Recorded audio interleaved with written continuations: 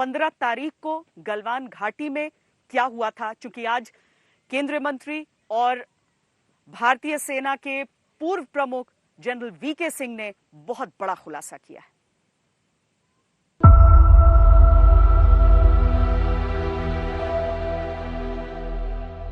चीनी सैनिक ये सोचकर आए थे कि वो हमारे लोगों पर हावी हो जाएंगे, लेकिन ऐसा हुआ नहीं। देश के जवान संघर्ष कर रहे हैं, सरकार एक स्टैंड लेकर ठोस कदम उठा रही है। भारत की भूमि पर आंख उठाकर देखने वालों को करारा जवाब मिला है। शौर्य सबूत नहीं मांगता, बहादुरी तस्वीरों की मोहताज नहीं, साहस का नमूना हमारे शूरवीर सिर्फ दुश्मनों को ही दिखाते हैं। वहां पर झड़प,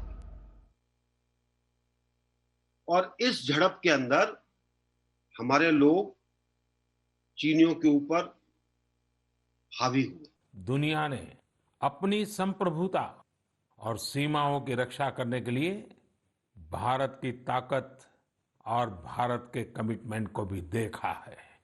लद्दाख में भारत की भूमि पर आंख उठाकर देखने वालों को करारा जवाब मिला है।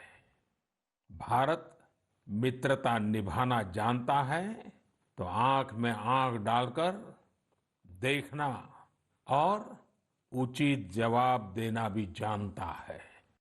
हमारे वीर सैनिकों ने दिखा दिया है कि वो कभी भी मां भारती के गौरव पर आंच नहीं आने देंगे। वीरों का शरीर भी हाड़ मांस से बना होता है, वो विश्वासघात से छलनी होता है, लेकिन उनका हौसला लोहे का होता है। आघात पर आघात सहकर भी वो इंच भर नहीं डिगता।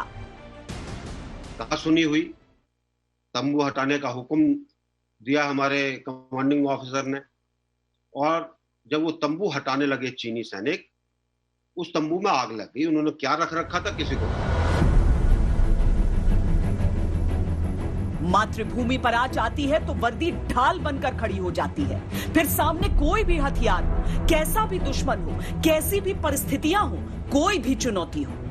लाइन ऑफ एक्चुअल कंट्रोल पर जिस इलाके में हमारे सैनिक इस समय मुस्तैद हैं, बहुत ही दुर्गम इलाका है, बहुत विषम वहां की परिस्थितियां होती हैं। चूंकि जो पहाड़ होते हैं वहां पर एक तो ऊंची चोटियों पर बर्फ पड़े हुए, जो नदियां हैं उनका पानी बिल्कुल बर्फ सा ठंडा, और पेड़ पौधों के नाम पर कुछ भी नहीं।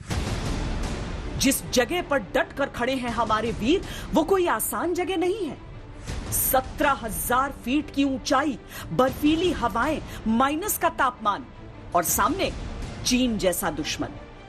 इस चीज के बारे में सोच विचार करिए।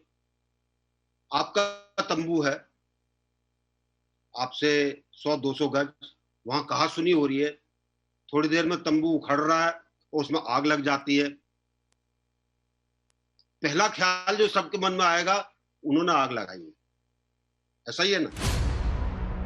आज हम आपको दिखाएंगे गलवान घाटी का वो सच जो रात के अंधेरों से अभी तक पूरी तरह रोशनी में आ ही नहीं पाया है।